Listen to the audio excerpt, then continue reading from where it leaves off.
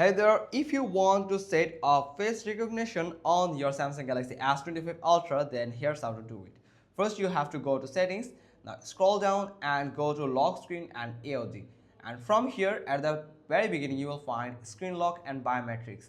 Tap on it. Now, confirm your identification by entering the PIN that you have set for your device security. And from here, in the biometric section, you will find face recognition. Tap on face recognition and it will show you some details and information. Make sure you read it all and then simply tap on continue.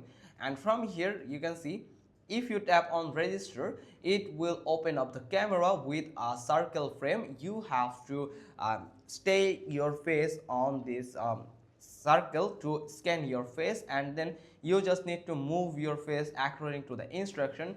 It will say to move your face up, down, right and left, and it will also ask you to blink your eyes. Then it will just recognize your face and it will set your face and your iris as the registered face to, and this will help you to unlock your phone with your face and your iris.